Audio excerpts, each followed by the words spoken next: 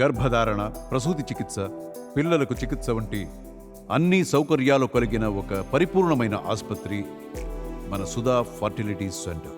దేవుడనా పేద ప్రజల దేవుడు. ఇంగ్లీష్ మీడియం నువ్వు చదివే ఎప్పుడైనా గవర్నమెంట్ స్కూల్లో స్టేట్ సిలబస్, సెంట్రల్ సిలబస్ కూడా దిక్కులేదు. ఇప్పుడు ఐబీ వచ్చింది, ఐబీ సిలబస్. మీ పిల్లని స్కూల్కి పంపిస్తే చాలు డబ్బులు ఇస్తున్నాడు. ఏ గవర్నమెంట్ ఏం చేసిందా? ఏం చేయలే. అవును, ఇప్పుడు ఎందుకు? అంతకుముందు ఆడవచ్చు. అంతకుముందు జగన్ కూడా నేను 2000 చేస్తాను అధికారంలోకి వస్తే అన్నప్పుడు ఆడ ఉన్నట్టుండి 2000 చేశాడుగా. అప్పుడు అంతకుముందు నుంచి లేదంటే 5 సంవత్సరాలు ఎప్పుడైనా చెయ్యాలని, 5 సంవత్సరాలు ఎప్పుడు లేదంటే 2000 చేయాలని. జగన్ అనగానే 2000 చేశాడు. జగన్ వచ్చి 3000 చేశాడు లేదా విడతల వారుగా పెంచుకుంటూ. అప్పుడు ఆలోచన ఏమైంది? ఆయనకి 40 సంవత్సరాల అనుభవం ఉందిగా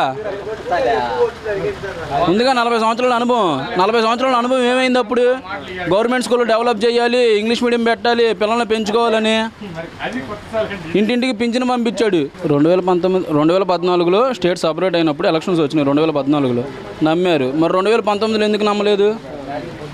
చిన్న రీజన్, నమ్మారు అన్నాడు. 2019లో ఎందుకు నమ్మలేదు అంటే 5 సంవత్సరాల పరిపాలన చూసే కదా నమ్మంది. నమ్మకే కదా జగన్కి 151 ఇచ్చింది. నమ్మినట్టయితే కొద్దిగా అటు ఇటు రావాలి, 10 సీట్లు అటు ఇటు. 151 ఎందుకు వచ్చింది? నమ్మబట్టే, చంద్రబాబు నమ్మబట్టే, జగన్ నమ్మబట్టే.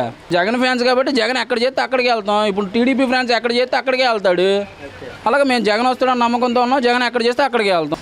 చిన్నలు పేదలు అందరూ బతుకుతారు. అది జగన్మోహన్ రెడ్డి వస్తే. ఎందుకనంటే అందరికీ పథకాలు ఇస్తున్నాడు, అన్నమాట తప్పలేదు, ప్రతివాడు బతుకుతున్నాడు. చంద్రబాబు అన్నాడు కానీ ఎవరికి ఏమి ఇవ్వలేదు.